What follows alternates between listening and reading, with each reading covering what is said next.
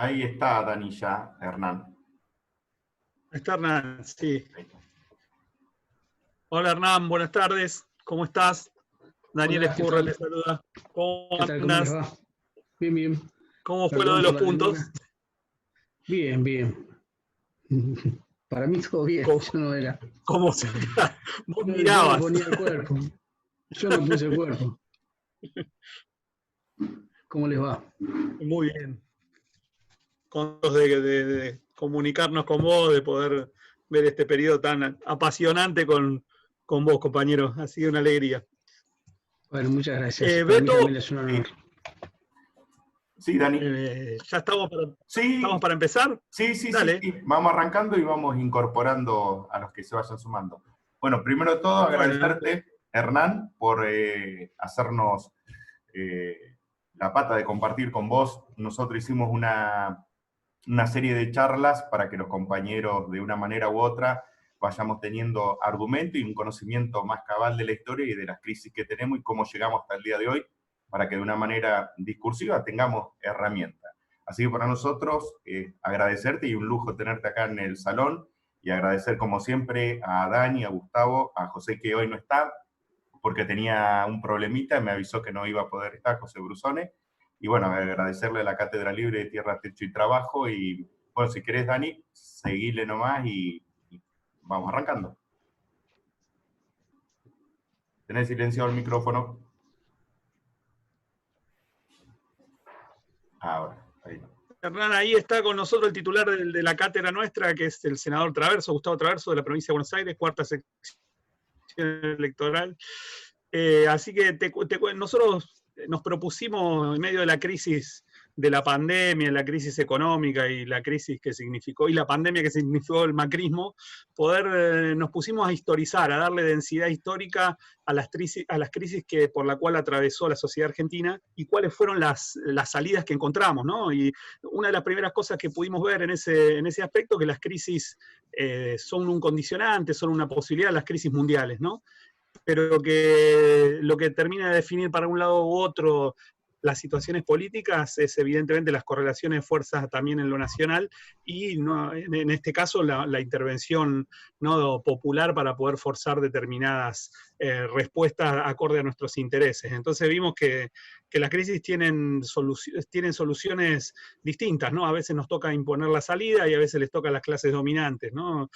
Vimos la crisis de 1890, vimos la crisis del 30, después vimos la crisis del petróleo, el encuentro anterior vimos la crisis de los 80, ¿no? La crisis de la deuda y lo que significó la emergencia del neoliberalismo con Menem, y ahora, bueno, toca ver esa profunda crisis, esa huella fenomenal que significó la crisis del 2001, y bueno, para eso nos contactamos con vos. Ahí yo le dejo la palabra, la modalidad es que vos puedas darnos un panorama desde tu visión de esta situación, ¿no? de este tema, y después abrimos a intercambios y a preguntas de las y los compañeros. Así que bueno, una alegría. Le abro a Gustavo, que siempre hace las aperturas de la cátedra.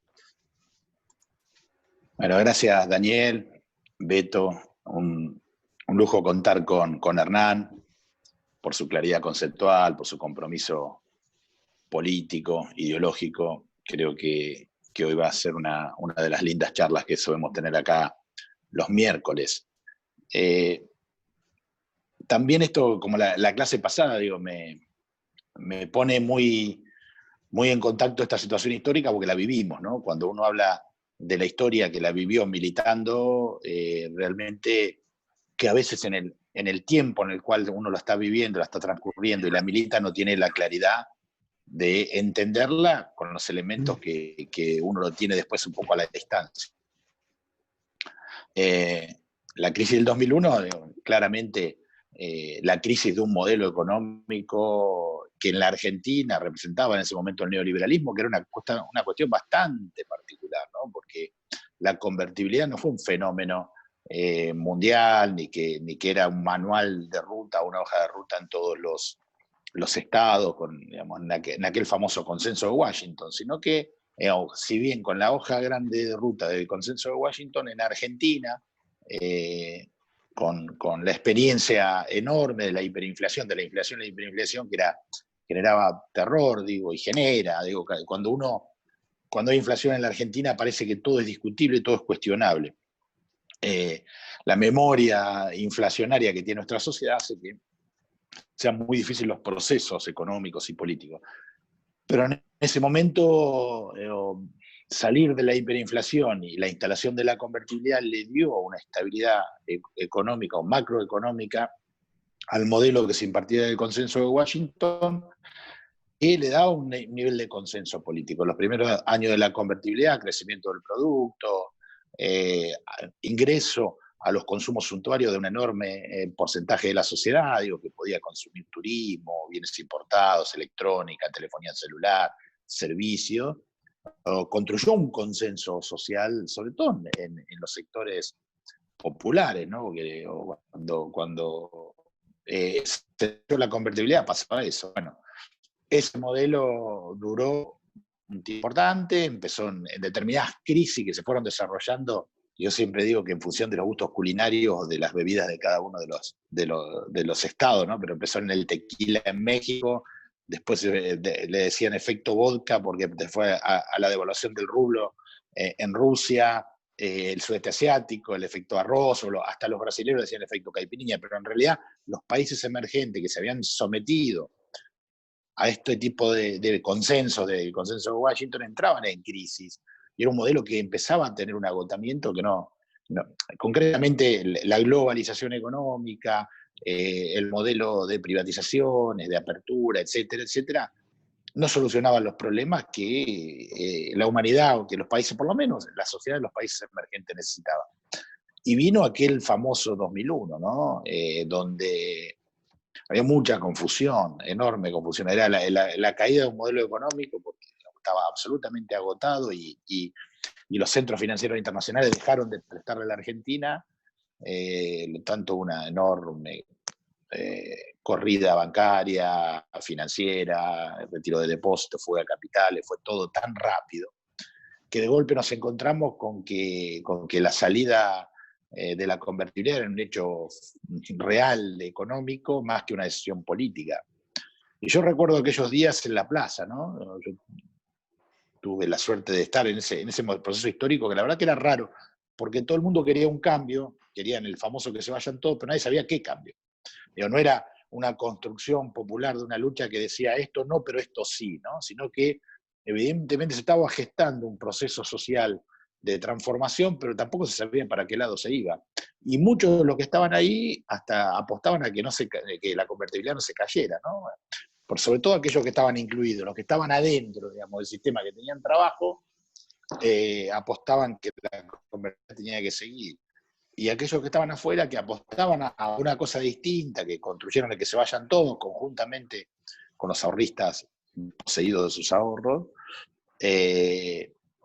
propiciaban un nuevo modelo, pero tampoco se sabía cuál era. Y la devaluación generaba miedo, porque generaba miedo la inflación, porque si bien habían pasado 10 años, o un poquito más, no, 10 años, 91-2001, de estabilidad, la estabilidad le daba seguridad a los que estaban relativamente incluidos. Aquellos que no estaban incluidos estaban disconformes, pero en general construía ciertos niveles de seguridad y de posibilidad de planificación. La salida de la convertibilidad era una incertidumbre enorme y nadie sabía qué modelo. Yo me acuerdo que en su momento Eduardo Duhalde, en la campaña del 99, esbozaba la doctrina social de la Iglesia y que había que salir y que la convertibilidad estaba agotada, que era un cepo, que le quitaba la posibilidad a la economía de tener la maniobra de la política monetaria, y que ya habían devaluado todos los países emergentes, incluso nuestro socio comercial Brasil había devaluado. Acuérdense, aquel 1 de enero del 2000 o del 99, yo no me acuerdo exactamente, creo que fue del 99, donde Brasil hizo una gran devaluación de su moneda, que incluso creo que se llamaba el cruzado y pasó a ser el real o algo así, no me acuerdo, hasta que creo que cambió la denominación, que provocó, digamos, que la industria argentina, aparte de estar destruida por la apertura, ha sido totalmente con una falta de competitividad enorme comparado con la industria brasileña. Entonces generaba una distorsión enorme. Y Duhalde se animó a esbozar de que había que salir de la convertibilidad y fue condenado a las urnas también, ¿no? No olvidemos que el proyecto que se oponía al neoliberalismo o que se oponía al menemismo, si lo podemos caracterizar, lo primero que garantizaba era el 1-1, o sea, un peso, un dólar. Así que en realidad fue una crisis sistémica del modelo capitalista, pero aquellos que se movilizaron y pedían el cambio de modelo tampoco sabían cuál era el modelo. No había una bandera como en otros momentos, digo, con la crisis de la hiperinflación de Alfonsín, donde estaba la CGT, el movimiento obrero, cabezando con un programa alternativo, bien, mal, pero tenía un programa alternativo. En este caso había una gran incertidumbre, porque había una crisis mundial y había un cuestionamiento mundial al consenso de Washington y a las políticas neoliberales que surgían del capitalismo central. Pero en realidad no se sabía qué se quería, digo, fracasado el socialismo como modelo de acumulación y de organización de la sociedad, de los medios de producción. En realidad lo que venía no se sabía qué era, y no se sabía si era mejor o peor, pero bueno, eso se estaba agotando. Y yo recuerdo eso, ¿no? Recuerdo las piedras, los tiros, las balas, el humo, y la confusión de que queríamos que se vayan todos, no sabíamos qué queríamos, qué es lo que tenía que venir. Porque para ese momento el peronismo no era una alternativa cambiante. El peronismo había gobernado hasta hacía 2 años atrás, y gobernaba gran parte de las provincias, y significaba también una burocracia política que había pactado con los grandes establishments económicos, no expresaba esa sociedad movilizada, disconforme, confrontativa, que había salido a la calle a terminar un modelo. Así que, digo, esa es la imagen de ese periodo histórico que a uno le tocó militarlo en la calle, le tocó estar. Por eso cuando algunos compañeros suelen corear la resistencia en los 90 y uno caracteriza esa resistencia, eran muy pocos los que resistían, la verdad, no había una resistencia política, había una resistencia social, una resistencia sindical importante, pero no había una vanguardia o un sector político importante de envergadura que esté planteando una alternativa de salida. Yo quiero marcar la apertura del periodo, lo que uno vivió personalmente en ese estado de confusión, que venía de militar los 80 desde una mirada del socialismo nacional, de la construcción del peronismo como alternativa. Ese momento fue un momento de muchísima confusión. No sabíamos bien, sabíamos que no servía eso, sabíamos que es un modelo que estaba agotado, pero tampoco sabíamos a dónde queríamos ir. Lo que sí teníamos en claro que había que cambiar y que en ese momento se peleaba más por un cambio de los dirigentes que por un cambio del modelo, porque el modelo no estaba claro cuál era lo que venía. Pero sí, lo que sí estaba claro que había una representatividad política en la Argentina que no representaba absolutamente a nadie, que había fracasado y que el pueblo quería una transformación. Así que yo lo dejo a Hernán ya para que le ponga un poquito más de rigor histórico y científico a esta apertura que estoy haciendo. Bueno, buenas noches a todos y a todas. Es un poco difícil ponerle rigor histórico a lo que uno vivió porque está atravesado por las experiencias y por lo vital, con lo cual paso de la invitación del rigor histórico y creo que voy a de alguna manera también pensar las cosas desde el lugar que las pensó Gustavo y que la piensan ustedes, que es habiendo vivido eso y quizás reflexionando un poco sobre si uno hace macrohistoria, lo que se da cuenta es que las crisis en la Argentina se parecen bastante en términos macro, digamos. Generalmente hay un desfasaje en la balanza comercial, que eso termina recayendo en un desbarajuste de la balanza de pagos y crisis de deuda externa. Generalmente eso ocurrió en 1890, eso ocurrió salvo en 1930, pero después también ocurrió a lo largo del siglo XX con las distintas crisis del modelo productivo argentino. El peronismo extendió la posibilidad de esa crisis que finalmente no ocurrió en la década del 40, no ocurrió en la década del 50, no ocurrió en la década del 60 y finalmente, como ustedes vieron, terminó dándose por cuestiones externas como fue la crisis del petróleo. El 82 y la crisis de deuda hackea el modelo económico argentino hackea al gobierno de Alfonsín y de alguna manera también hackea al menemismo, ¿no? Al año 89 el peronismo llega sin mucho margen de acción y al mismo tiempo sin mucha idea de cómo accionar, ¿no? Yo comparto esto que plantea de alguna manera Gustavo, pero creo que también hay que repensar el peronismo en esa coyuntura, ¿no?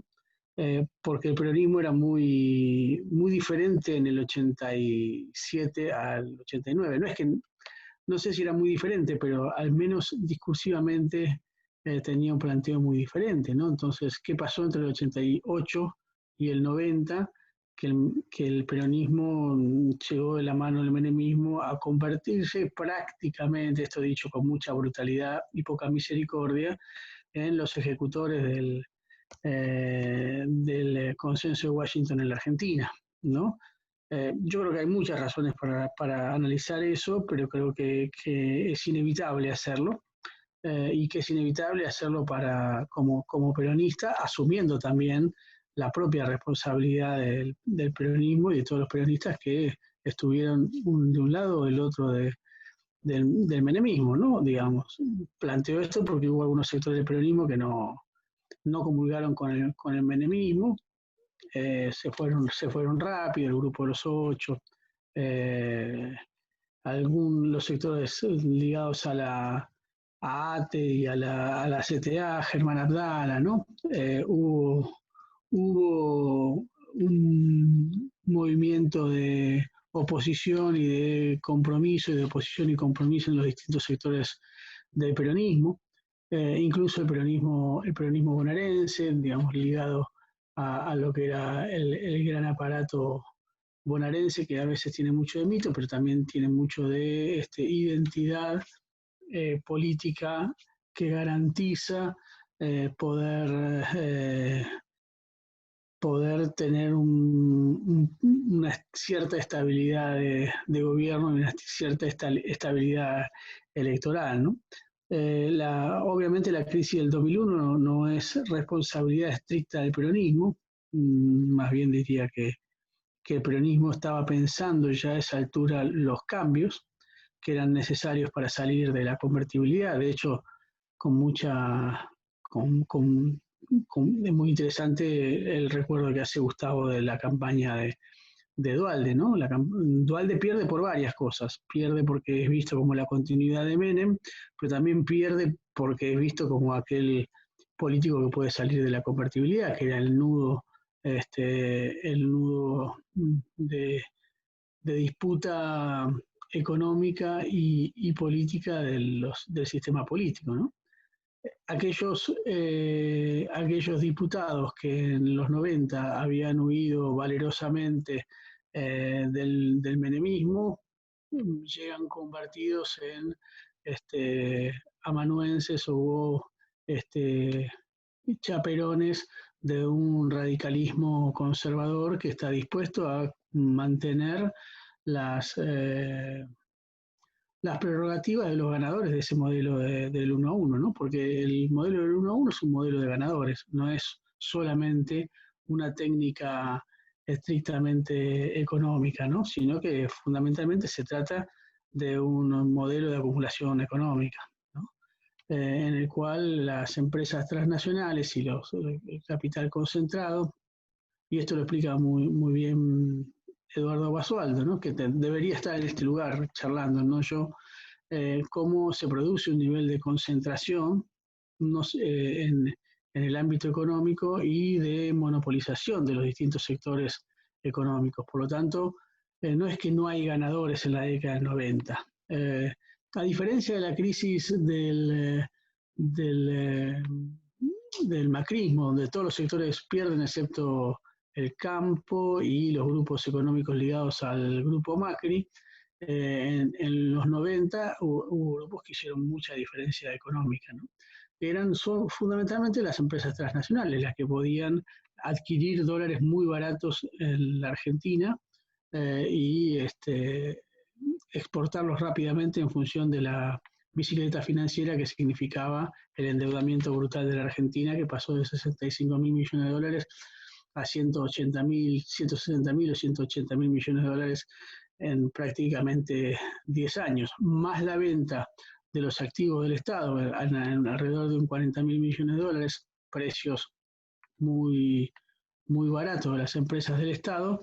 Lo que encontramos ahí es que Argentina dilapidó en el sostenimiento del 1 a 1 200.000 millones de dólares, ¿no? Y esos 200.000 millones de dólares en algunos casos fueron a la tecnificación de algunas empresas, pero se produjo la misma lógica de fuga de divisas del 2015 al 2019. El delarruismo, el dualdismo lo que intenta es cortar ese modelo no productivo, y el delarruismo significa la continuidad de ese modelo, ¿no? La fantasía en la primera alianza, o en la alianza del 99 al 2001, es que con el recorte de la corrupción política se resolvía el problema económico, ¿no? El problema era la corrupción, que no era el modelo económico ni el modelo no productivo de especulación financiera, o de servicios, o yo diría de industria de servicios también, ¿no? Porque también eso creció mucho en los 90. Por supuesto que no, que pensar los 90 sin pensar la transformación económica que vivió la Argentina también es una ingratitud por parte de ese fenómeno que fueron los 90, ¿no? Todos los argentinos sabemos lo que significó pasar de Entel a los celulares en la mano, ¿no? Y eso también tiene que ver con la modernización económica. Los argentinos sabemos lo que significa haber transformado el Estado, sabemos lo que significa la tecnologización de la economía, cosa que no ha ocurrido en todos los países, que ahora ya sí, porque ya son 30 años, pero cosa que no había ocurrido en casi todos los países del mundo. A mí me parece muy interesante lo que plantea Gustavo respecto de la salida de la convertibilidad cuando Cardoso devalúa el real. Quizás allí Argentina hubiera tenido alguna posibilidad de competitividad productiva allí en el año 96. Por cuestiones culturales creo que no lo pudo hacer Argentina, porque la herida de la hiperinflación estaba muy, muy abierta, y creo que no solamente los sectores económicos favorecidos por las políticas de los 90, sino también gran parte de la sociedad estaba curado de espanto con respecto de la hiperinflación, ¿no? Yo creo que la mayoría de los argentinos temía, y con muy buena razón, a que su salario fuera depreciado en una semana, que ocurrió en los últimos meses del año 89, ¿no? Entonces yo creo que esas etapas de confusión, pero también esas etapas en las cuales los sectores hegemónicos culturales pedían lo que el menemismo finalmente terminó haciendo, más allá del desmarque posterior. La sociedad marcó también los tiempos de la década del 90, ¿no? Creo que responsabilizar estrictamente a un sector político, a un sector económico por lo que ocurrió con la segunda etapa del neoliberalismo en la Argentina, porque la primera fue la dictadura militar, de la cual el alfonsinismo creo que no pudo escaparle, excepto en los primeros 2 años, pero cuando planteó ya la economía de guerra fue a una economía de corte ortodoxa, ¿no? Pero eso es pensar que la Argentina en el 89 tenía alguna otra opción, es injusto, porque Angelos planteaba el mismo modelo económico que Menem.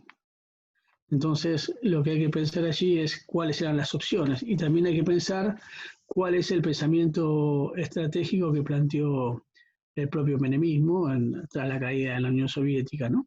Yo creo que eso también fue muy muy aleccionador para la clase política argentina, ¿no? La idea de que había un solo ganador y que ese ganador imponía las condiciones para América Latina y que había que seguir esas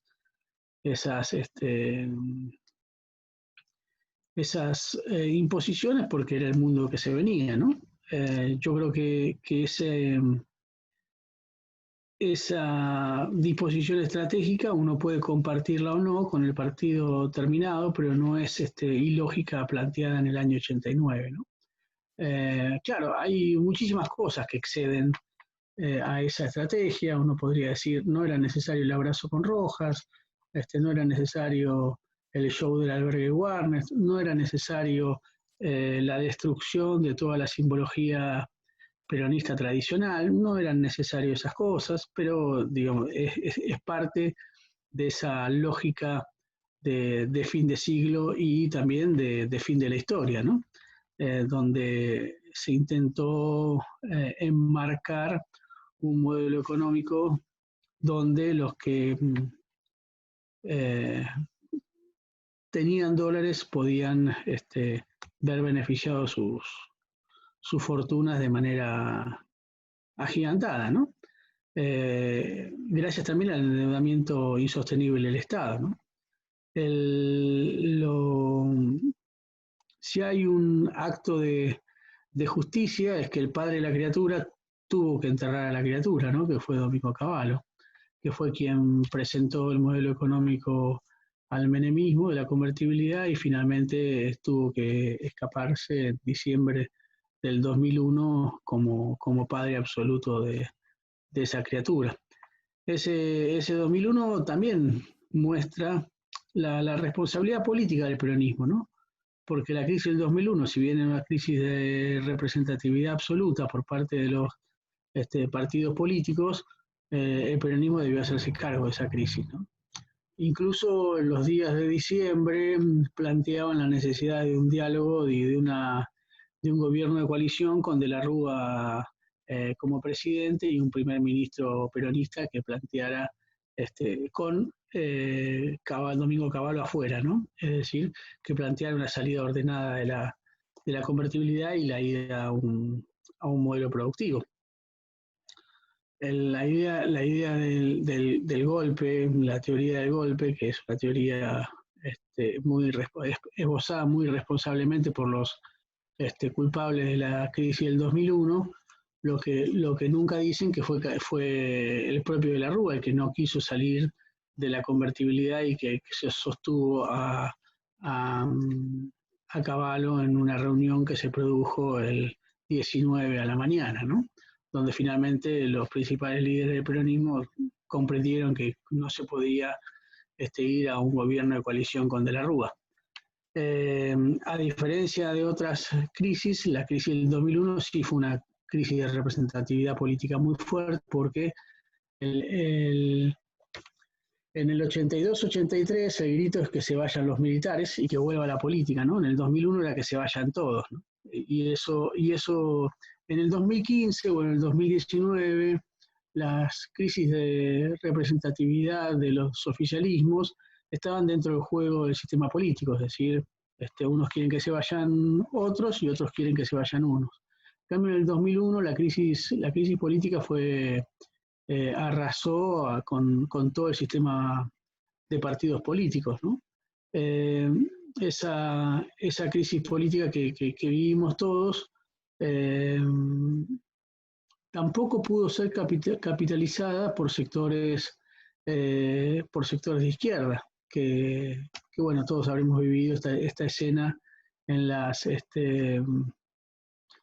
asambleas barriales donde ponían por delante las crisis en Zimbabue que las políticas públicas llevadas adelante por el Estado argentino y hacía imposible cualquier tipo de avance sobre políticas o participación política sobre la Argentina por parte de la izquierda tradicional. Esa ausencia también de acumulación política que hizo que no pudo hacer la izquierda también derivó una vez más en que el sujeto político que termina comprendiendo el momento histórico, como lo comprendió en el 89, hay que decirlo, el peronismo también comprendió el el momento histórico en el 89. El que comprende el momento histórico en el 2002 y el 2013 vuelve a ser el peronismo en sus dos vertientes, un modelo productivo un poco más concentrado y un modelo productivo de mayor distribución de la riqueza. Pero esa salida se parecen muchos a los ciclos políticos postdemocráticos, ¿no? Si uno analiza el 2001 con el 2019, se parecen un poco a grandes rasgos, a grandes trazos en las salidas políticas, ¿no? Y hay que ver ahora el ciclo político del peronismo actual, cuánto va a durar, ¿no? Porque la crisis económica y política del 89 llevó a un ciclo político peronista de 10 años, ¿no?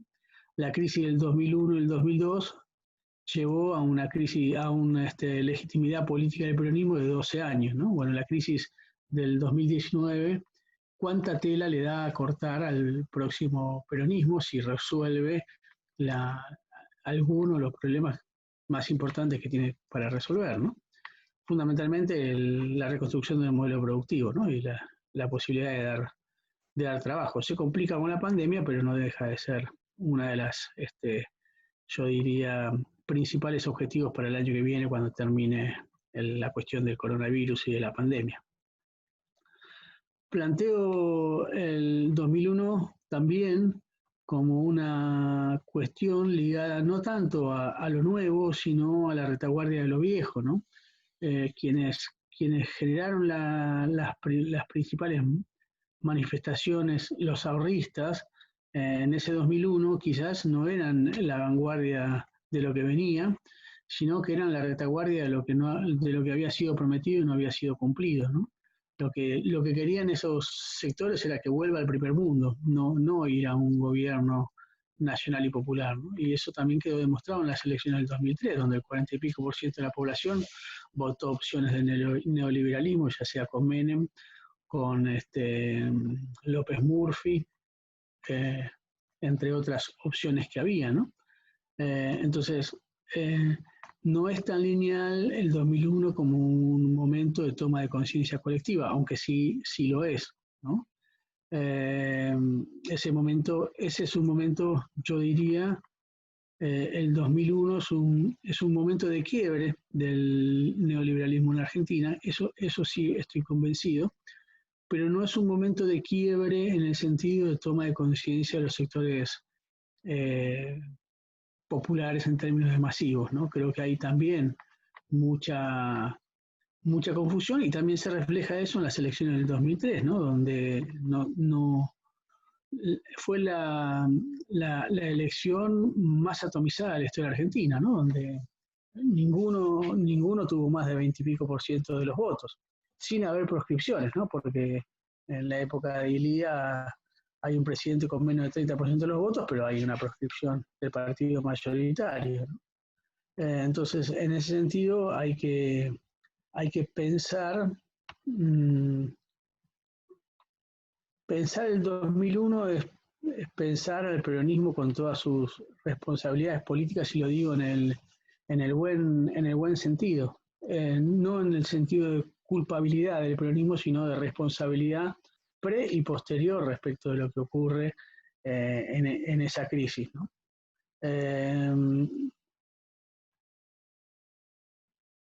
¿Qué más? Abramos las preguntas, si les parece así.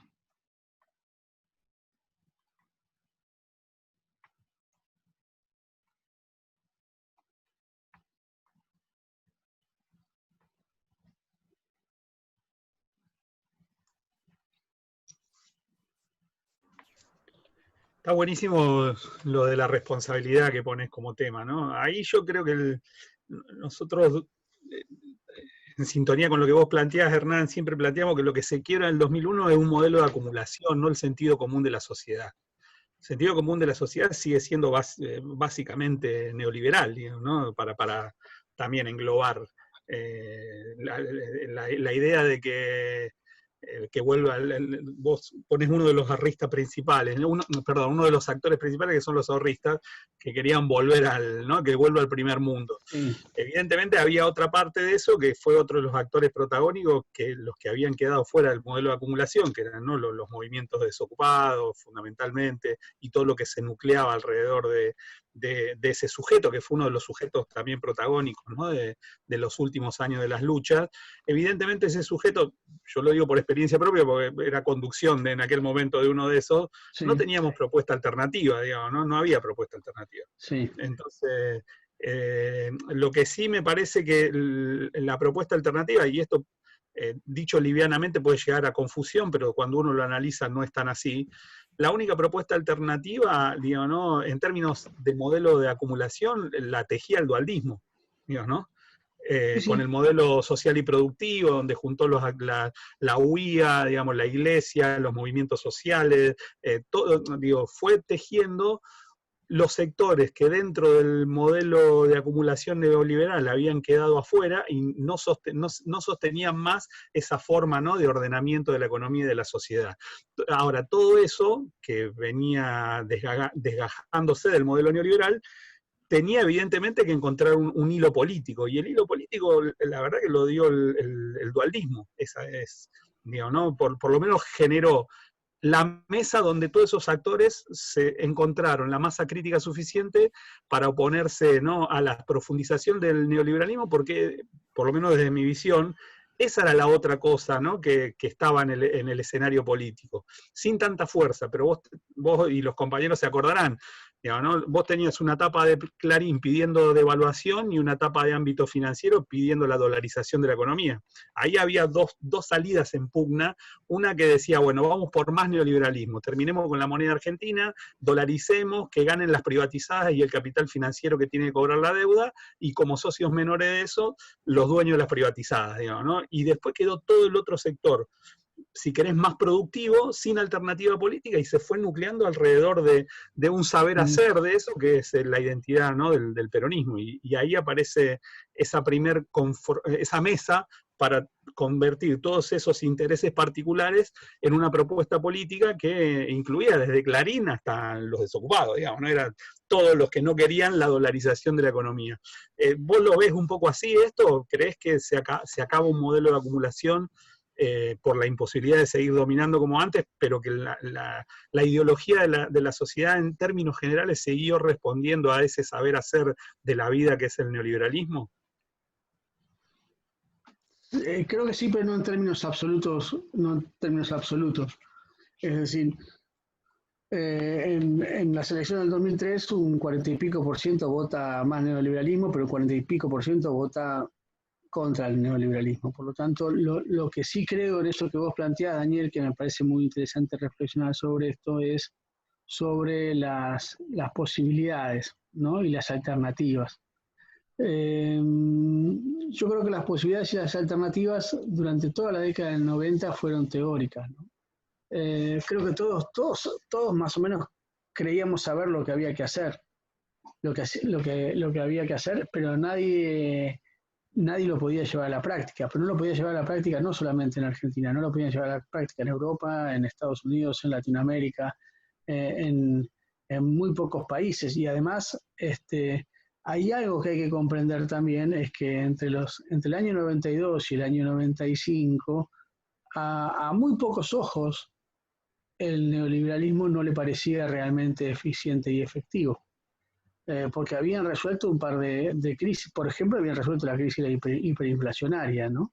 Y mientras no había ese tercio de desocupados permanente que se produjo a partir del 94 con la reconversión económica, mientras no fue visible ese tercio de desocupados, parecía que le habían encontrado la vuelta a las crisis económicas constantes de la Argentina. Por lo tanto, eso generó una fuerte, yo diría,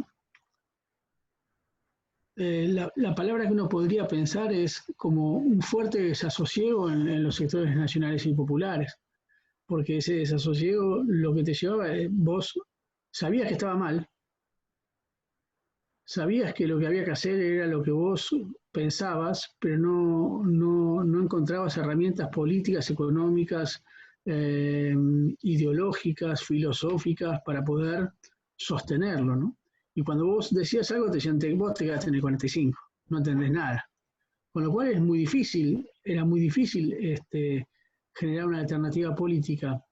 Y cuando generas una alternativa política, la gente votaba por el 51% en el 95 a la alternativa del neoliberalismo y del menemismo. Con lo cual, si haces política en serio con vocación de poder, no te queda mucho más que retirarte, que bancarte las reglas de juego. La otra es retirarte a tu casa, hacer testimonialismo. En algún punto uno lo pone así. Entonces, eso también hay que pensarlo en función de la responsabilidad de las organizaciones que uno tiene en términos políticos, ¿no? ¿Qué sé yo? La UOM, ¿qué iba a hacer? ¿Se iban a ir todos a su casa? No, tenían que salir a negociar con lo que había, con todo lo terrible que significa negociar con lo que había, y con toda la bandera que había que bajar en el momento que había que bajar, porque vos tenés responsabilidad con tus propias organizaciones políticas, sociales y gremiales. Entonces, ¿qué haces en esas? Pongo la UOM como podría utilizar cualquier sindicato, ¿no? Digamos. Y sobre todo porque es un gremio que fue desmantelado durante los 90 y donde perdió de 500.000 afiliados a 50.000 afiliados en prácticamente 3 o 4 años. Entonces, ¿cómo haces con esa debilidad intrínseca del mundo del trabajo, además, ¿no? Entonces, yo creo que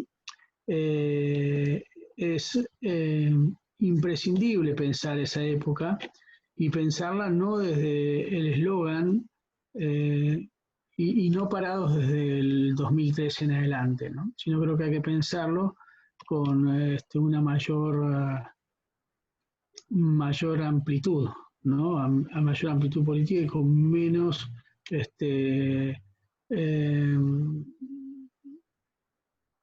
haciéndose cargo, haciéndose cargo de los errores y las complicidades, pero también teniendo en cuenta que no era fácil no ser cómplice o no ser o no comprender la situación en la cual se estaba moviendo esos años, ¿no? A mí es algo que me angustia mucho en términos políticos los 90, porque yo milité en el peronismo en los 80 y no me interesaba lo que el peronismo estaba haciendo en los 90. Es más, me parecía que hacía todo lo contrario de lo que el peronismo debía hacer. Por lo tanto, a mí me angustia mucho pensar los 90, pero también hay que pensarlo con la madurez política que requiere después de haber pasado 20 años de esto. Y yo creo que la mayoría de los que estamos acá tuvimos algún tipo de responsabilidad en los 90. Por lo tanto, también hay que asumir esa responsabilidad, pero dar una respuesta. Porque si no, no se entiende la esquizofrenia, ¿no? Digo, ¿cómo puede ser que un peronista sea menemista en los 90 y kirchnerista, antimenemista en el 2005, ¿no? Porque además, permítanme ser un poco cínico, eran los mismos, o parecidos, un poco más viejos quizás, pero eran los mismos. Entonces, si bien hay recambios generacionales, hay que explicarnos qué nos pasó. Digo, porque explicarnos qué nos pasó también es explicarnos qué nos puede pasar en un par de años. Eso también hay que tenerlo en cuenta, ¿no? La crisis del 2001 en términos sociales, en términos económicos, en términos políticos, a mí me parece que no tiene mucho sentido.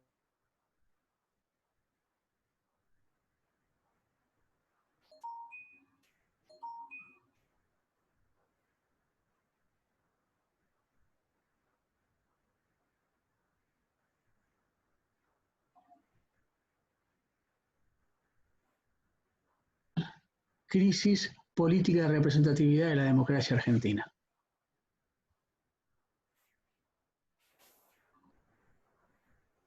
¿Por qué la sociedad pedía que se vayan todos, incluso el peronismo? Claro, es cierto, el peronismo se reconvirtió, pero ¿por qué la sociedad pensaba que también se fuera el peronismo? ¿Qué había hecho? ¿Qué no había hecho el peronismo? Que había sido el partido intrínsecamente popular de la Argentina, donde encabezaba todas las crisis políticas, las encabezaba en el sentido de las lideraba, como para no poder no poder liderar la crisis del 2001, ¿no? Y eso también hay que reflexionar y pensar sobre eso. Después uno puede echarle la culpa a De la Rúa, al jefe de policía de la Rúa, a los muertos. Estamos de acuerdo, eso me parece que se cae de Maduro, que, que hay una absoluta culpabilidad de la alianza, de la primera alianza, ¿no? Como se cae de Maduro, también que hay una responsabilidad de la segunda alianza en el 2019 de la crisis económica y política. Pero me parece que ahí el gran nudo, el gran núcleo para pensar, siendo peronistas, es qué nos pasó a nosotros, ¿no? Ahí Gustavo tiene la palabra. Bueno, ahí hubo cosas que nombraba Hernán, que me trajeron a la memoria una serie de cuestiones. Digo, primero, no es menor la caída del muro de Berlín, ¿no? No, claro. No es menor que todos, desde el 45, después de la Segunda Guerra, hasta el 89, ¿cuántos años hay? 45 años, ¿no? Casi 45 años. El mundo se dividía en dos modelos de acumulación, el socialismo y el capitalismo. Uno de un día para el otro se desintegró, digo, porque esto fue así. Los que vivimos eso fue la desintegración de un modelo de producción, que yo después a lo largo del tiempo digo cosas que a lo mejor en algunos sectores caen mal, digo, nunca asumimos el fracaso del modelo productivo, ¿no? Porque yo creo que fue un fracaso. Y aquellos que teorizábamos y que militábamos este tipo de ideas, nos costaba horrores ver cuando se cayó el muro de Berlín y los alemanes del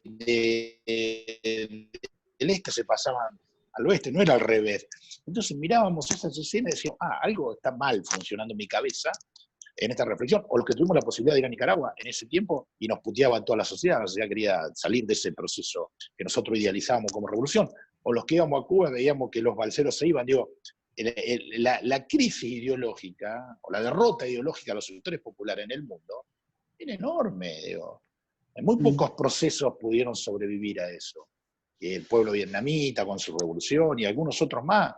Al resto lo arrasó el neoliberalismo, digo, lo arrasó, ni hablar política, ideológica y culturalmente. Y fue tan fuerte el nuevo orden imperante, que me acuerdo de esto, te quedaste en el 45, era muy fuerte, porque te hacían sentir un tarado, digo, los compañeros, sí. Y los cuadros políticos. Y yo no me olvido más un detalle. Nosotros en el 89 participaba de espacios políticos vinculados al peronismo, nos fuimos corriendo porque había designado a Bunge Iborra, el ministro de Economía, una serie de cosas, y empezamos a construir con algunos sectores sociales un proyecto nacional y popular, y fuimos a elecciones en el 91 a la gobernación de la provincia de Buenos Aires con Saúl Ubaldini de candidato. 2% de los votos. Un mazazo en la cabeza, cuando se abrían las urnas y salían los votos, era cosa terrible, digo, cosas muy fuertes. Digo, por eso la profundidad de la derrota política que implicó la caída del socialismo y el impacto hacia los países del tercer mundo, que si bien no eran marxistas-leninistas, pero veían con cierto simpatía los procesos revolucionarios, los procesos nacional populares con una mirada de izquierda en América Latina y en el mundo, la verdad que fue un mazazo en la cabeza. Y después a mí me parece lo que se exacerbó, me interesa esto del tema de la responsabilidad.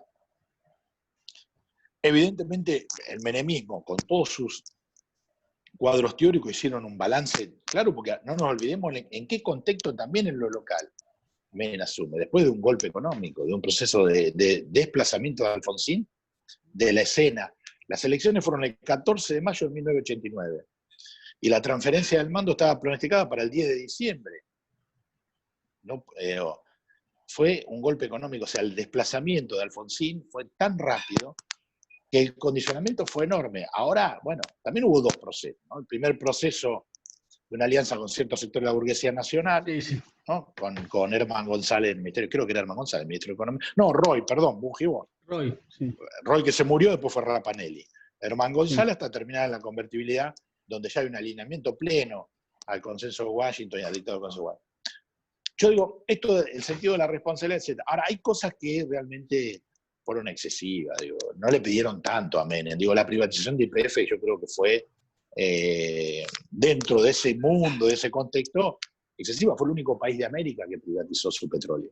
Digo, no lo privatizó ni México con Salinas de Gortari, ni Venezuela con Carlos Andrés Pérez, ni ningún país, ni Brasil con Collor de Mello, porque todos tuvieron sus Menem y sus procesos neoliberales, pero sí, ahí es interesante, Gustavo, lo que vos planteás de Salinas de Gortari, ¿no? Porque al PRI, que la diferencia entre el PRI y el peronismo, como dos grandes movimientos nacionales y populares en México y en Argentina, la diferencia del PRI es que el PRI, desde 1910 hasta 1994, hasta que pierdan las elecciones, tuvo el Estado en sus manos.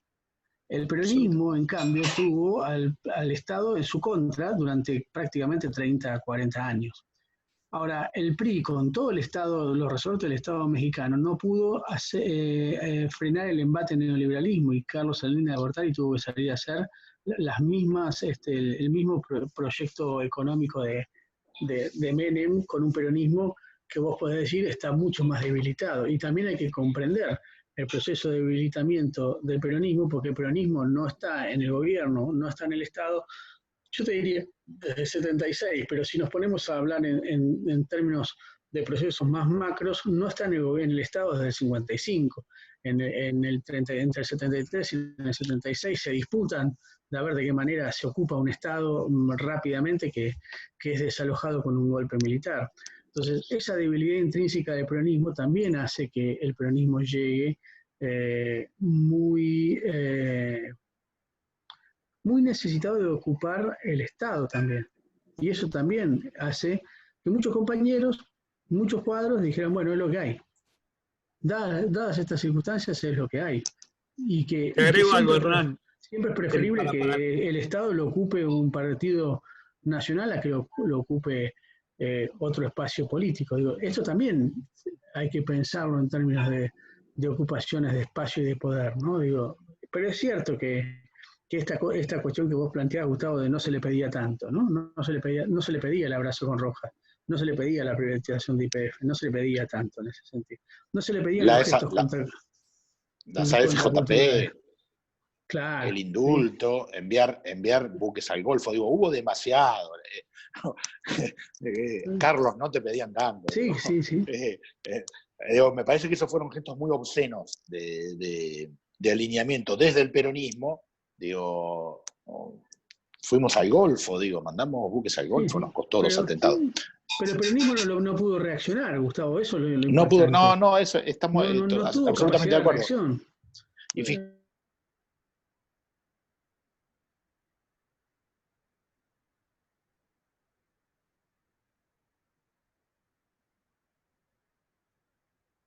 el PRI no llega a las elecciones porque lo matan, digo. Lo matan, sí. Lo mataron. Sí. Hay una serie de Netflix muy interesante que se llama 1994, que trata del tema de Salinas de Gortari, el zapatismo y la muerte de Colosio, ¿no? Como un año de México con tremendas transformaciones.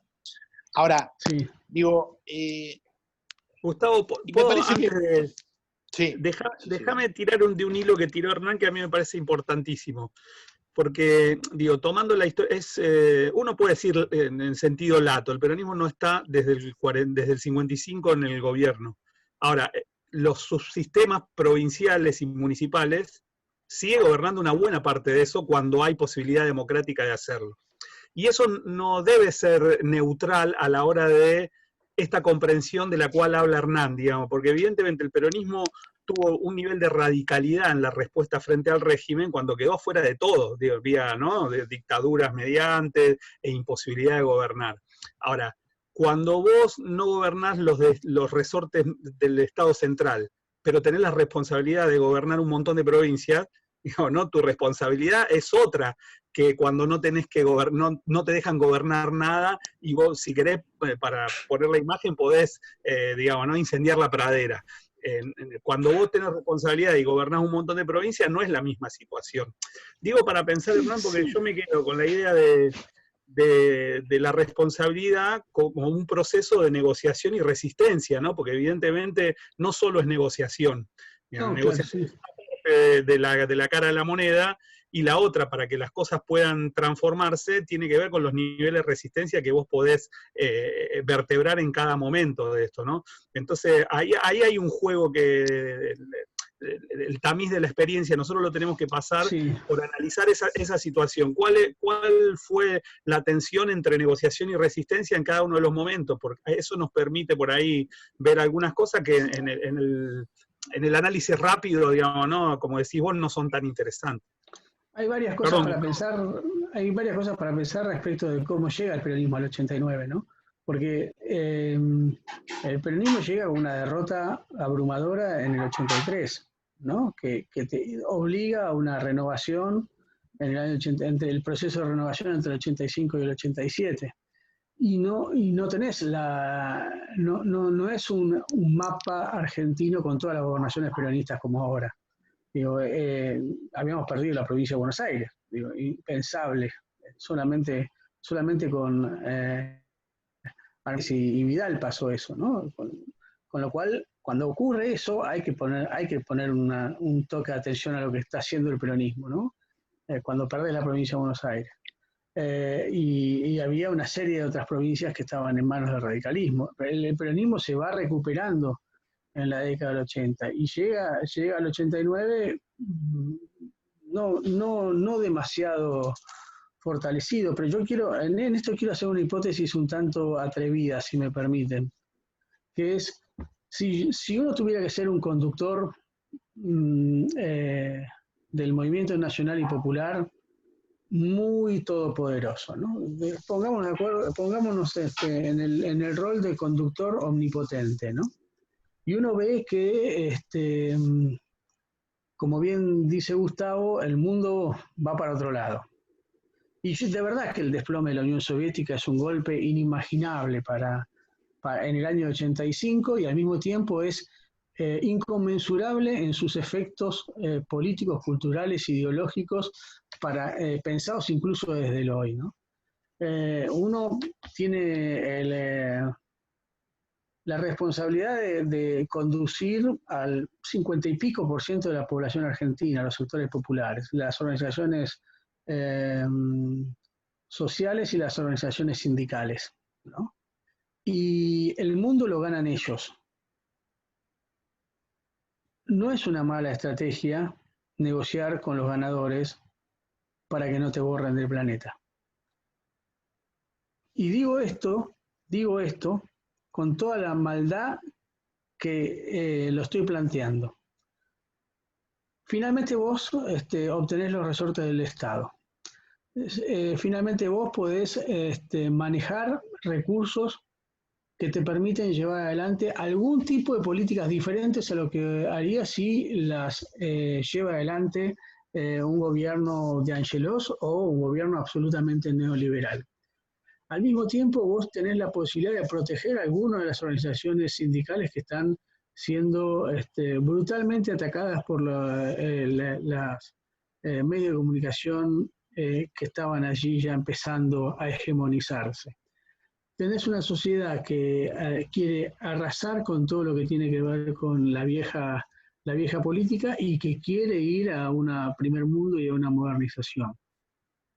En términos de macrohistóricos, no sería ilógico pensar que también se protege al movimiento nacional y popular negociando con los sectores que ganan absolutamente la conferencia de Yalta, porque esto es lo que pasa en el 89. En el 89 lo que pasa es que emerge un ganador de Yalta. Finalmente, el que había ganado la Segunda Guerra Mundial, que había sido Rusia, pierde. La Unión Soviética pierde finalmente en el terreno de la Guerra Fría. Gana Estados Unidos. Por lo tanto, vos como un movimiento político nacional y popular, es muy alocado pensar que la tercera posición ya es inexistente porque no hay segunda posición y que tenés que renegociar de alguna manera con quien ganó. ¿Y cómo haces ese salto de negociación para hacer esa transformación? Yo le soy sincero, yo estoy convencido de que si hubiera sido el candidato de Cafiero, yo milité en la interna para Cafiero, yo estoy convencido de que si hubiera ganado Cafiero, hubiera hecho algo diferente. Pero es solamente un deseo, digo, ni siquiera es una convicción.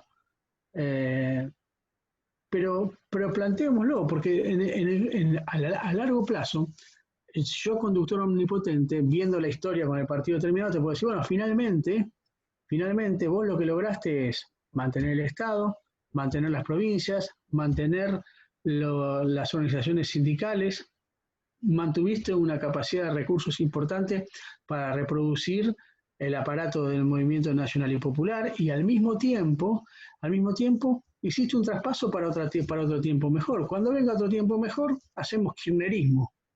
Esto lo digo con mucho cinismo, pero estoy pensándolo como si yo fuera el padre de la historia. Como si alguien pudiera ser el padre de la historia. ¿Se entiende lo que estoy planteando, no?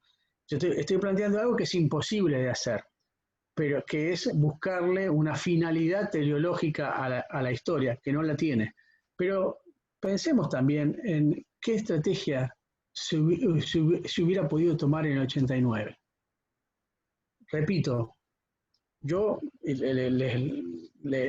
voy a ser absolutamente descarnado conmigo. Yo me fui del peronismo en el 90. No quería hacer nada con el menemismo, ¿eh? Fui antimenemista toda mi vida. Pero creo que hay que repensar algunas cuestiones en funciones de lo que ocurrió en esa década. Y creo que hay que hacer una revisión de nuestras propias verdades absolutas respecto a lo que ocurrió en esa época. El resultado de esa alianza, el resultado de esa estrategia fue espantoso. 30% de desocupados, 20 y pico por ciento de desocupados, debilidad del movimiento organizado, acumulación exorbitante de los sectores económicos ganadores del modelo 90, un hiperendeudamiento que se hizo insostenible a lo largo de toda la década del 90, una transnacionalización cultural que en el caso de lo mío es fundamental, que es un abandono absoluto de cierta autonomía cultural de la Argentina y del propio peronismo, digamos. No me olvido de todo lo que significó el menemismo. Lo único que digo es que quizás hay que pensarlo también, no solamente desde la denuncia posterior, sino también con la comprensión del momento en que ocurrió. Gustavo se enojó y apagó la cámara y en este momento está... Voy a calentar el mate, me parece. Se fue a gato silvestre.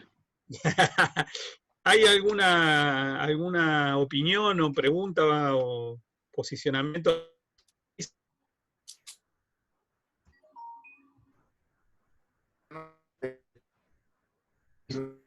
Nos has planteado, la verdad que me has hecho pensar en la que, obviamente por edad, tuvimos alguna participación, aún yo me dedico a escribir música clásica y a tocar música clásica, y nosotros con los compañeros de la Orquesta Sinfónica, a pesar de que en la década del 90 nosotros pasamos de ganar $500 aproximadamente, $450, $500, a ganar $1.500, digamos, de tener un sueldo privilegiado, y la única complicación que nos daba el 2001 era cobrar en patacones, no era el sueldo que teníamos, sino toda esta cuestión. Bueno, habíamos estado participando porque todos teníamos amigos, compañeros, conocidos, que estaban perdiendo el trabajo, que no lo podían volver a conseguir. Realmente la cuestión de los ferrocarriles, no nos olvidemos, o sea, es una tristeza para alguien que nació en Bolívar, ver cómo Urdampilleta cerraba la estación de ferrocarril Ibarra, los pequeños pueblitos. Bueno, ahora vivo en Bahía Blanca, ocurrió con Saavedra acá acá cerca. Bueno, infinidades de pueblos de la provincia y de otras provincias, bueno, iban cerrando bueno, y bueno, la gente se quedaba sin trabajo y nosotros se había organizado en un barrio en el noroeste, acá en Bahía Blanca, digamos, se habían congregado varias organizaciones para ayudar a los compañeros trabajadores desocupados. Y por esas casualidades, nosotros habíamos organizado una olla popular para el día 19 de diciembre de 2001. Sin saber, porque la olla popular la veníamos preparando más de un mes atrás, 2 meses atrás, venían algunos sucesos que ya los compañeros estaban muy mal y estábamos organizando eso junto a un montón de compañeros de la Sinfónica. El 19 habíamos planeado tocar en esa olla popular a la mañana. Fuimos 25 compañeros que íbamos a tocar la sinfonía número 25 de Mozart, que es una sinfonía en sol menor, los tonos tristes que llama la gente, ¿no? Y llegamos a la plaza y estaban los caballos de la gendarmería. Nuestros instrumentos salen $10.000, $15.000, $20.000, y es nuestra herramienta de trabajo. Sin embargo, 25 compañeros decidimos igual tocar. Ahí empezaron a llegar las noticias de Buenos Aires que todo estaba muy mal y que había algún muerto. Entonces iban a bailar compañeros del ballet y iba a cantar algunos compañeros del coro polifónico. Entonces cambiamos el repertorio, tocamos el Ave Verum, que es una obra que se toca generalmente, digamos, como una obra en los funerales. Y, bueno, y acompañamos con los caballos de la gendarmería. Frente a nosotros, la olla popular, digamos, muchos camiones. Bueno, y la verdad que este hecho que creo que, yo siempre digo, la verdad que no hubo foto, porque el diario La Nueva Provincia, obviamente, esto no lo quiere documentar, quedan las memorias nuestras nada más, ¿no es cierto? Fue un hecho muy fuerte que a mí, en lo particular, me marcó. De ahí en más, bueno, es como que empecé a pensar, bueno, el arte más desde el punto de vista de la política, ¿no? O sea, el arte que no sirve para muchas cosas, a veces pienso, bueno, a ver si le damos alguna especie de utilidad. Y la otra reflexión que yo quería hacer es, ¿por qué yo recién me estaba fijando, te había cortado la cámara para fijarme, la gente que murió en esa jornada? Y yo decía, Damián Ramírez, 14 años, Pereira, 20 años, Pedernera, Sergio, 16 años, Paniagua, Rosa Eloísa, 13 años, Pancini, Miguel, 15 años, todos datos oficiales, ¿no? Moreno, David Ernesto, 13 años. Claro, lo conocemos al Pocho de Leprat y todo eso. ¿Por qué la juventud, al igual que nuestros desaparecidos, ¿no? Cuyo promedio quizá ande entre los 20 y los 30 años, son los que mueren? En la guerra de Malvinas, nuevamente los chicos de 17, 18 años, 19, 20, muriendo, ¿no? Todos estos sucesos, ¿no? Y el peronismo, que esto es lo que me hiciste pensar, Hernán, ¿no? Como parecía como alejado de eso, ¿no? O sea, como nos pasó en Mar del Plata cuando éramos 4 dando la ronda en la catedral, ¿no es cierto?, con nuestros familiares. Y uno decía, ¿los compañeros dónde están? ¿No?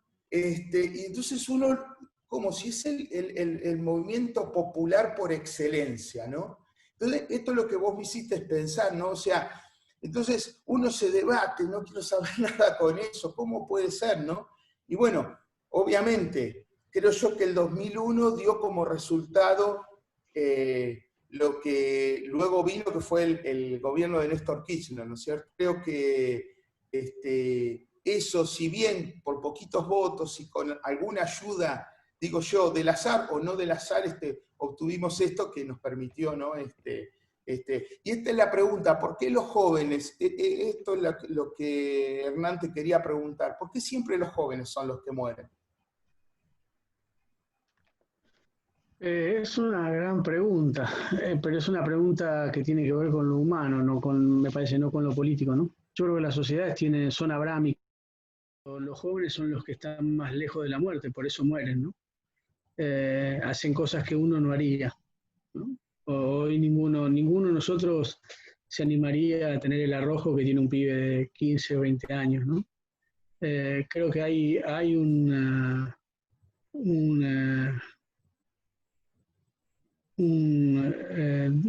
demonio abrámico en toda la sociedad argentina que mata a sus hijos, pero también la juventud es puro coraje, ¿no? Porque está tan lejos de la muerte que cree que nunca se va a morir, ¿no? Y justamente por eso se muere, por exigirle a la vida cosas que nosotros los más grandes no le exigiríamos, ¿no? De hecho, yo siempre sospecho que yo sobreviví de casualidad, ¿no? Si pienso las cosas, las boludeces que hice entre los 15 años y los 25 años, digo, sobreviví de pedo, ¿no? Pero creo que no solamente yo, sino que todos los pibes que todos sobrevivimos de pedo. Hay algo que tiene que ver en el orden no solamente de lo político, ¿no? Sino también de lo existencial respecto de la juventud, ¿no? Yo planteo esto porque también de alguna manera soy parte de la generación que nace con la muerte de Bulacio y madura o llega a los 30 años con las muertes de Costecchi y Santillán, que son pibes de mi generación, ¿no? Un poco más chicos son Costecchi y Santillán, pero hay ahí atravesar los 90 tuvo que ver un poco con eso, ¿no? Pero los jóvenes ponen el cuerpo, ¿no? Cosa que por ahí los más grandes somos un poco más conscientes de que no debemos ponerlo, ¿no? Lo pusieron en los 70 y los pusieron a Malvinas los mandaron, ¿no? Pero también los ponían en las calles en los 90, ¿no? Eso me parece que tiene que ver con una cuestión más filosófica que política, ¿no? Sí, María del Carmen, quería decir algo. Sí, quisiera, para seguir con lo que comentó el compañero y por algo que estoy leyendo acá en el chat, ese peronismo estaba adormecido. Digo, ese peronismo que tampoco pudo entender el inicio del peronismo kirchnerista y durante mucho tiempo tampoco lo entendió. Yo creo que hasta muy, muy cercanamente en el tiempo. Sí, ya nos estaríamos pasando a la otra década, pero hubo un peronismo durante mucho tiempo, no solo adormecido, sino que no comprendió el kirchnerismo. Sí, porque los protagonistas de una época o de una etapa no comprenden a la etapa siguiente. También hay muchos kirchneristas que no comprenden el albertismo hoy, digo. No, esto también pasa, digo, no quiero, aun cuando para mí no hay gran contradicción, pero ocurre esto, ¿no? Digo, también tiene que ver con las transformaciones. Lo más interesante que tiene el peronismo es que dialoga constantemente con la época, ¿no? Siempre hay un sector del peronismo que está dialogando con la época, ¿no? Entonces el menemismo dialogó con la época neoliberal, el kirchnerismo dialogó con los gobiernos nacionales y populares de Latinoamérica, el nuevo gobierno está dialogando con la necesidad de cerrar heridas que se abrieron en los últimos años. Digo, me parece que también se van produciendo diálogos, ¿no? Y en esos diálogos hay algunos que no quieren el nuevo diálogo, ¿no? Que están más cómodos en el diálogo anterior. Creo que tiene que ver con eso, ¿no? Yo creo que es muy fácil a cualquier peronista que militó en los 90 decirle, vos no fuiste peronista. Porque la realidad, porque la realidad doctrinaria, la realidad política, económica, cultural de los 90 era muy poco peronista.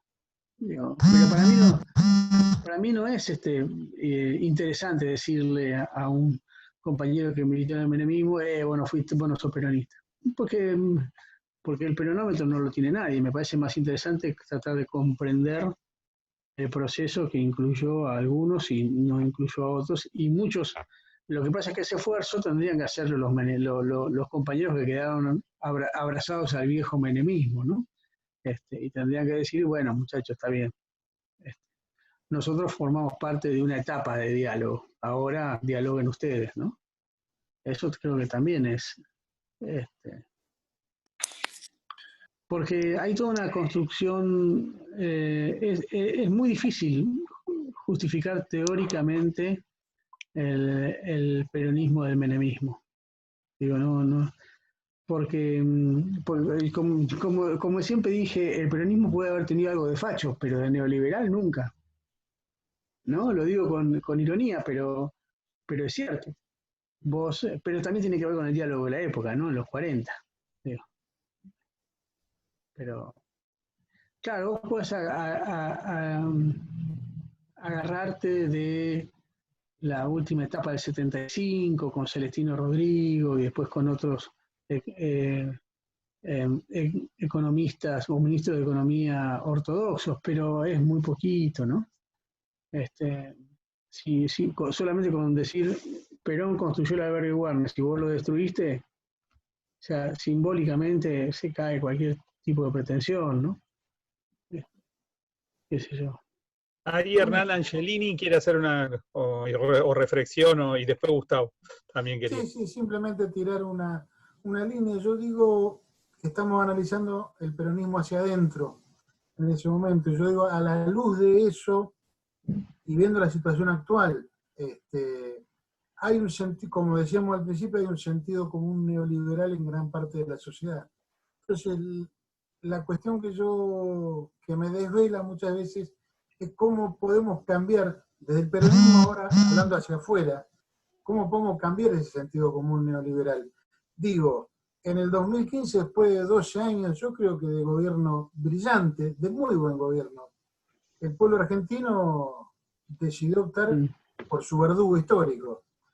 Bueno, luego de 4 años de algo pésimo, de algo tremendo, hay un 40 y pico largo por ciento que siguió votando eso. Entonces, desde el peronismo hacia afuera, ¿qué podemos hacer para tender a cambiar ese sentido común neoliberal, si lo querés llamar así? Sí, yo antes que nada quiero decirles una cosa. No es necesario cambiar el sentido común neoliberal a todos. Basta con garantizarnos un 55%. El 45% restante tiene derecho a pensar como quiera. Y eso digo esto porque a veces tenemos una compulsión totalizadora de querer que todos piensen como nosotros. Y la verdad es que creo que hay gente que tiene derecho a ser hija de puta. Lo siento. Hay gente que tiene derecho a ser egoísta, hay gente que tiene derecho a no pensar como nosotros, hay gente que tiene derecho a estar equivocada, y que creo que hay que ser muy respetuoso de esa gente, en el sentido de que hay que hay que dejarla tranquila, no hay que hostigar al tío gorila, hay que dejarlo ser. Lo que hay que tratar es que el 55% de los que comemos en Navidad más o menos pensemos lo mismo y no terminemos la fiesta en paz, digamos. Para eso creo que hay que ser generosos, pero al mismo tiempo tener fuertes convicciones de que qué somos, qué queremos, qué país queremos, qué sociedad queremos. Y yo estoy convencido de que el peronismo es la garantía de una sociedad un poco más justa, un poco más libre, un poco más soberana, digamos, dentro de los márgenes que significan las posibilidades de ser justo, libre y soberano. Entonces, como yo estoy convencido de eso, creo que no hay que perseguir al que no piensa como nosotros para convencerlo todo el tiempo. Creo que hay que convencer a una gran parte que nos garantice gobernar en los próximos 40 años, pero hay que dejar... me parece que en ese sentido Alberto comunica muy bien esto. Alberto comunica muy bien eso de, bueno, pensá lo que quieras, yo te cuento esto y vos tenés derecho a pensar como quieras. Pero ¿por qué me parece interesante eso? Porque vos no vas a convencer a Feynman. Vos tenés que convencer al que está en el medio. Entonces, si vos te enfrascás en una discusión con Feynman y te convertís en Feynman, pero peronista, el del medio se abatata, se aburre, se siente violentado por dos extremos. No, pero yo me refería al del medio, justamente. Por eso, ¿Qué hacemos con el del medio? al del medio no hay que ir a convencerlo. Hay que demostrar, nada más. Y hay que incluirlo. No hay que obligarlo a que piense como nosotros. Eso creo que es un gran error que cometemos. Basta con que nos dé su apoyo, digo, no es necesario que milite la cuarentena.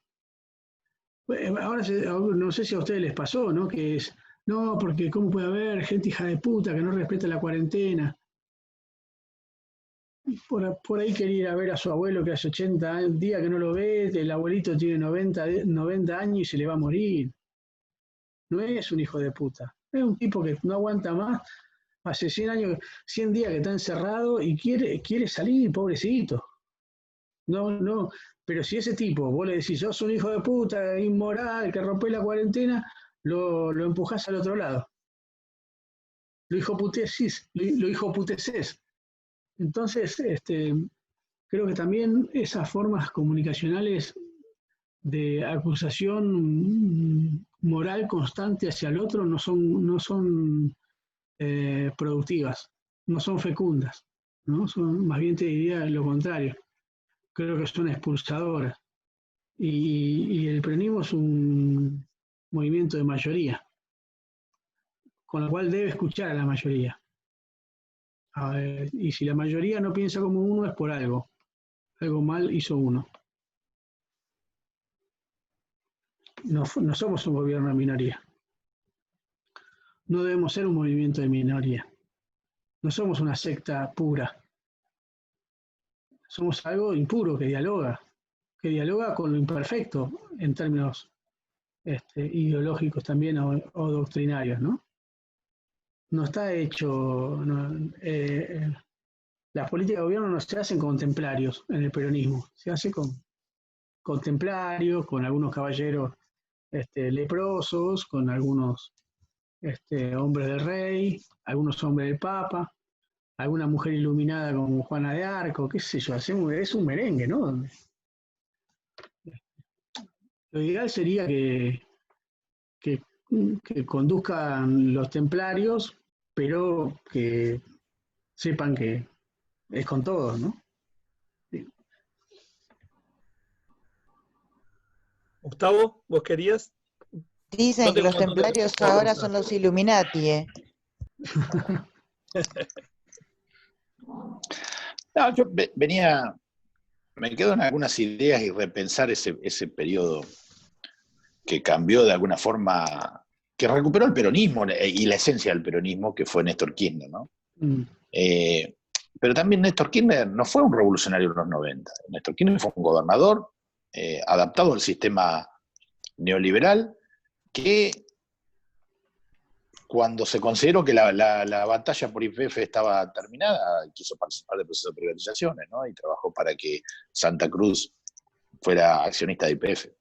Después vino Repsol, después hubo un montón de cosas más, pero y en esto me parece lo que marcaban en la época, el conversar, Menem hizo un poco más de lo que le exigían, y también pensarnos en ese 2001 y esa ruptura de un modelo de acumulación, esa pelea entre devaluacionistas versus los dolarizadores, la intervención. Yo recuerdo cuando, no me acuerdo si fue Remeleniko que contaba cuando lo llamaba en nombre del rey de España, ¿no? Que defendía los intereses de las empresas españolas del 1 a 1, porque ellos estaban acostumbrados a sacar dólares en cantidad. Un pulso telefónico en dólares en la Argentina valía una enormidad.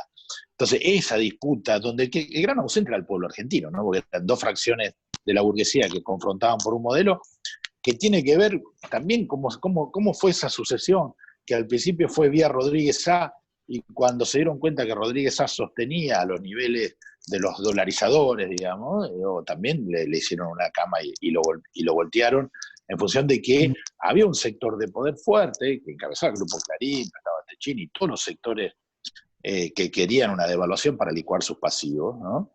Que se impuso, el que estaba fuera del pueblo argentino de ese debate.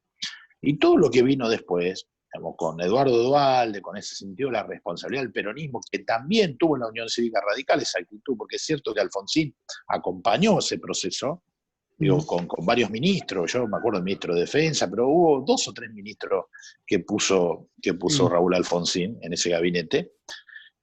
Concretamente, o sea, el sistema de partidos políticos, las 2 fuerzas mayoritarias armaron un esquema de una alianza política de poder para salir de todo eso.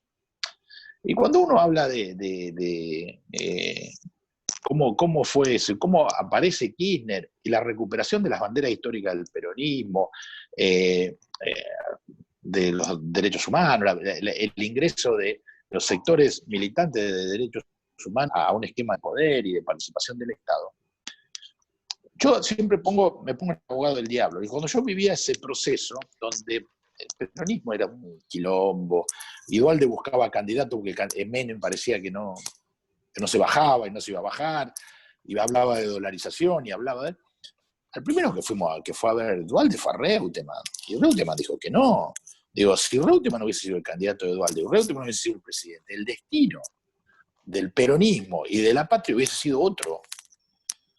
Y no era por una voluntad de Duhalde de consolidar, me parece que le fallaron sus primeros intentos. Yo me acuerdo que fue primero Reutemann, después Felipe Solá, después de la Sota, y todo eso fracasó por falta de coraje político. Bueno, creo que de la Sota quiso, pero no medía nada.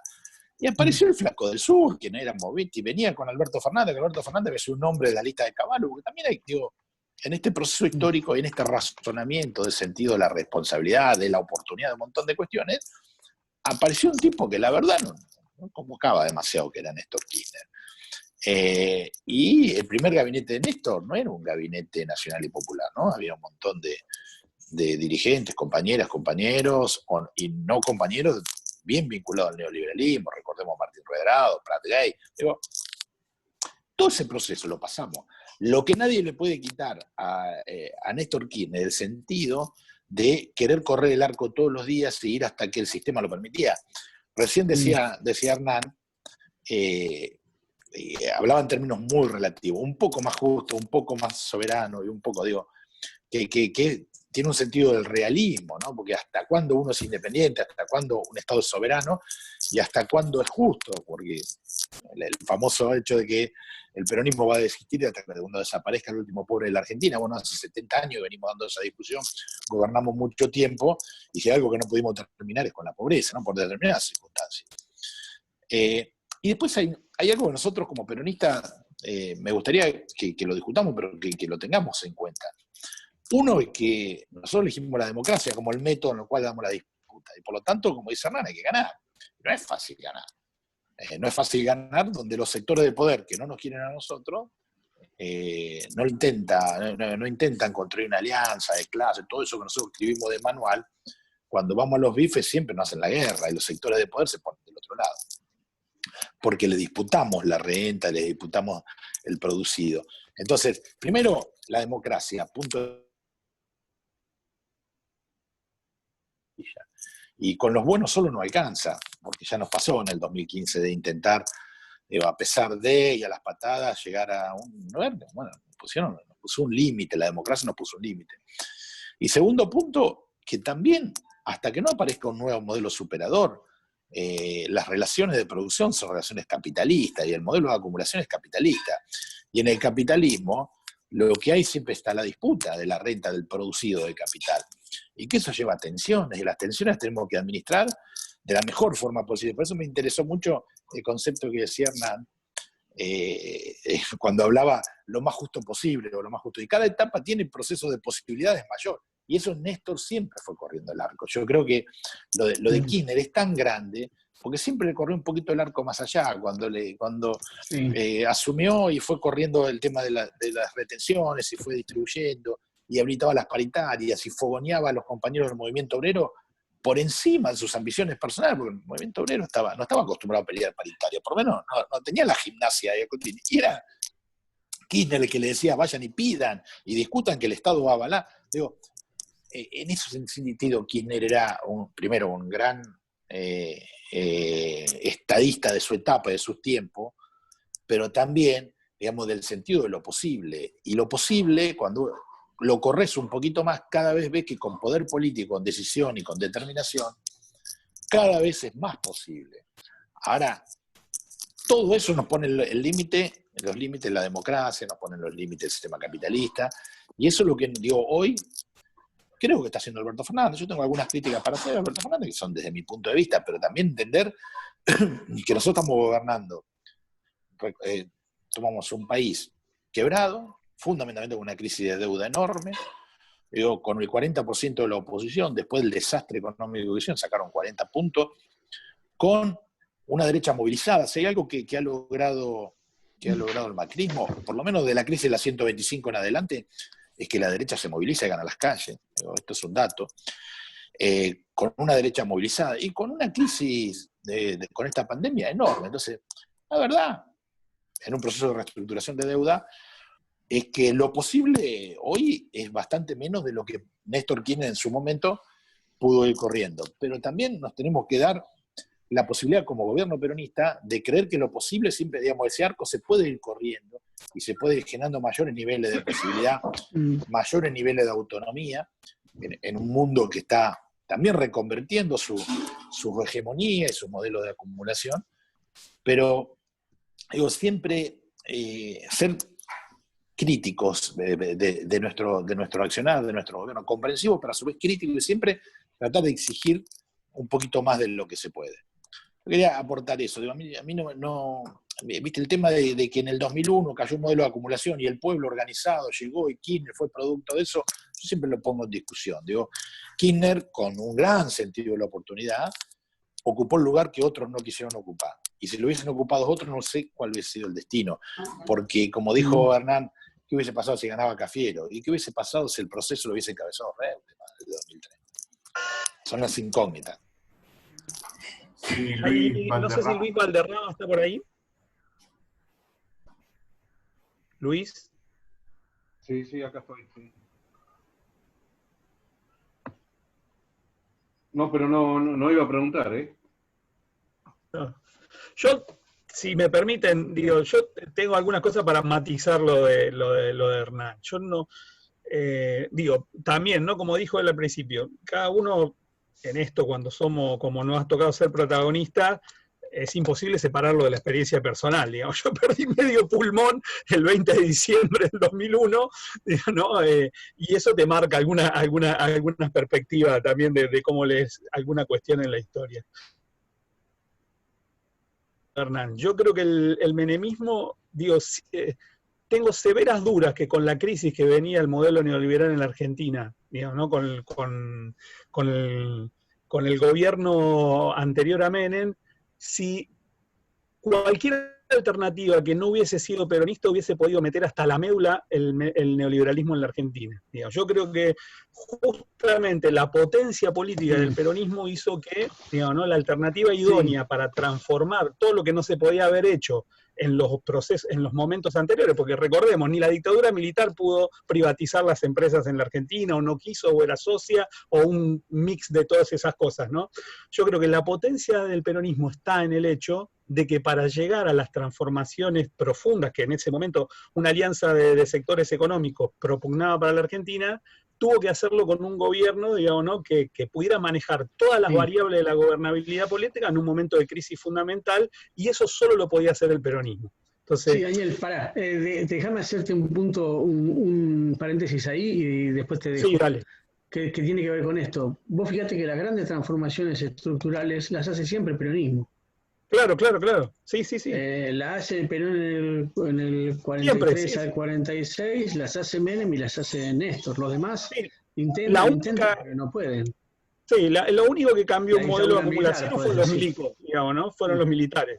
76, el otro gran cambio parteaguas de la sociedad argentina en términos simbólicos, económicos, políticos, que no hacemos nosotros, lo hace una dictadura, digamos, ¿no? Con el terror de por medio. Ahora, este tema de que haya sido, digamos, ¿no?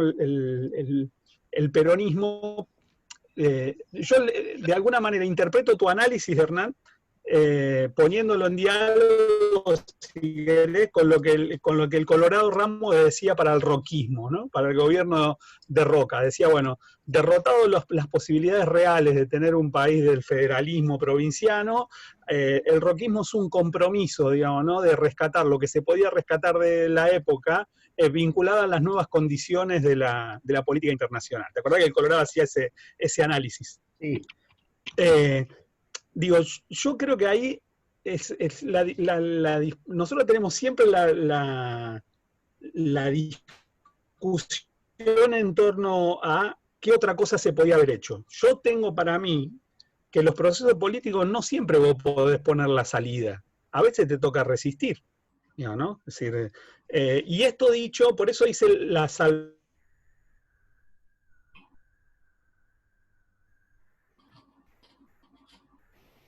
vida política, obrero, que tiene que relacionarse como lucha reivindicativa con los poderes que existen en el momento, y los compañeros que tenían la responsabilidad de gobernar estados subnacionales, digamos, ¿no? Que también tienen otra responsabilidad distinta a la militancia política, si querés, ¿no? que disputan las calles. Entonces, a mí me parece que ahí hay un núcleo, sobre todo por lo que viene, no por lo que fue, digamos, ¿no? Sino por lo que viene. Cuando no tenés posibilidades concretas de construir el proyecto, digamos, por el cual peleaste siempre, ¿qué haces? Digamos, recurrís al realismo, digamos, al posibilismo realista del macrismo y del menemismo y decís, bueno, muchachos, ustedes ganaron, nos toca perder a nosotros, digamos, negociemos. Lo que yo no veo es cuál fue el margen de negociación. Digo, la verdad que no lo veo en ningún plano. No, está bien, Daniel, yo no te estoy planteando que esto haya sido así, por eso... No, ya sé, pero no lo planteo digo por lo que viene, porque es un debate muy rico lo que estás planteando. Sí. Yo lo digo, si yo fuera un conductor omnipotente y tuviera la posibilidad de manejar los hilos de la historia, lo dije. No estoy diciendo que eso fue así. Y además... yo creo que Menem no negoció en términos de conductor omnipotente del Movimiento Nacional y Popular, sino que negoció como tour con la neblina, digamos, a ver qué hay, claro. Con qué me quedo yo, digamos, también esa parte de egoísmo político, ¿no? Sí. Yo creo que hay una diferencia, y hay una diferencia en términos, yo diría, de perspectiva histórica, en función del 89 y en función del hoy. La gran perspectiva, el gran cambio de perspectiva histórico, que el 89 venía precedido de la derrota del 83, de la dictadura militar del 76, del desastre que habíamos hecho en el 73-76 por un montón de cosas, por los 18 años de proscripción. En cambio, hoy venimos de 12 años de gobierno que recuperó los principales aspectos doctrinarios del peronismo. Entonces, el kirchnerismo te pone la cancha en otro lugar. ¿Por qué? Porque vos no te tenés que remontar al 45. Ya no te pueden decir te quedaste en el 45. Te pueden decir te quedaste en el 2015. Y sabés que en el 2015 estábamos mejor que en el 2019, así que no me rompa la bola. Esa es la respuesta campechana que uno le da a quien le dice te quedaste en el 2015. Entonces, ese cambio de perspectiva histórica hace que en el 89 las posibilidades eran mínimas, porque no había alternativas, se estaba derrumbando un modo de hacer política y además estaban en crisis los partidos políticos de más, la crisis era absoluta, ¿no? Digamos, en cambio, en el 2019-2020, digo, si un peronista quisiera desmarcarse mucho del kirchnerismo, no podría. Fíjate que Alberto, cuando acomoda el espejito retrovisor con la mano derecha, ya hay uno dice, ¿por qué lo hace con la mano derecha? Y hacemos todos, escribimos cartas abiertas. Digamos, es complicada esa situación, porque eso Menem no lo tenía. Menem no tenía ese cuco peronizador, ese rayo peronizador atrás que es el kirchnerismo. Entonces, hoy cualquiera de nosotros puede discutir qué hacer. ¿Sabes por qué? Porque lo hicieron, lo hicimos. Lo hicimos hasta hace 4 años. Está bien, la situación es diferente, hay 150.000 millones de dólares de deuda, todo lo que vos quieras, pero hace 15 años salimos del 2001, así que no me vengas a correr con que la correlación de fuerzas no te permite hacer peronismo. En todo caso, hace un peronismo más templado, si querés, entiendo, pero no me corras con que me quedé en el 45. Muy, muy importante lo que decís, porque ese debate va a estar, ¿no? No digo con quién conduce hoy, pero va a estar con una cantidad de cuadros del movimiento que claro que van a plantear eso. Es interesante, me parece muy importante para lo que viene. Mónica quiere hacer un aporte. Mónica. Hola. Hola, ¿Sí? hola. ¿Se escucha? Perfecto. ¿Qué tal? ¿Cómo están? Soy Mónica Ochoa de Bolívar. ¿Cómo están? Provincia de Buenos Aires. No, sencillamente me quedé un poco pegada en algo que se charló hace un ratito con relación al periodo específicamente menemista. Y algo que dijo un compañero, bueno, los que lo vivimos, lo repensamos y miramos hacia atrás. Y específicamente a mí me gusta, creo que está bueno y que es fructífero mirar las cosas desde los diferentes actores sociales y desde nosotros, peronistas, en el menemismo, más que en el centro del gran poder, ¿no? Mirarlo como lo habrá mirado Menem o qué habrá, sino qué hacíamos nosotros como peronistas. Y creo que hubo varias miradas, pero una que yo debo confesar que creo que fue la que tomé yo, la frase del general: acá hay que desencillar hasta que aclare. ¿Sí? A veces esa frase los peronistas la tomamos para esperar otros periodos históricos de otras posturas políticas. Pero muchos que mirábamos ese espejo que se supone que nos tenía que reproducir y no nos reproducía, nos reproducía totalmente opuesto, muchos esperamos eso, esperamos ese desencillar hasta que aclare, pensar ese momento para evaluar para un futuro crecimiento, que creo que fue el kirchnerismo después. El mismo Néstor esperó desencillar cuando recibió a Carlos Menem muy amigablemente y se lo tiraban por la cara más de una vez cuando se inauguró el aeropuerto de Calafate, por ejemplo.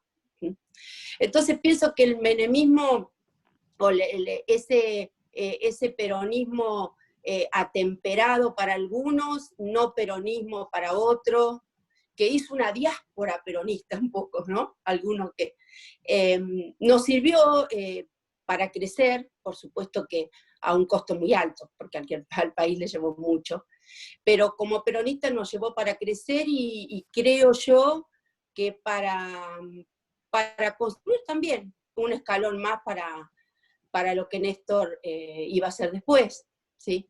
Y creo que somos un movimiento, somos tan vastos, somos tan grandes, que somos capaces de albergarnos a todos. Nada más. Muchas gracias.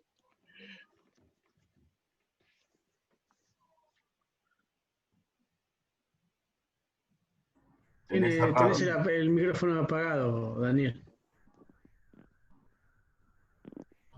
Siendo las 10 y estando interactuando con un padre residente, tendríamos que ir cerrando. Así que bueno, yo... Ahí lo escucho llorar, y si no me reclama el hijo, me reclama la madre que le tengo que cocinar. Total, por eso.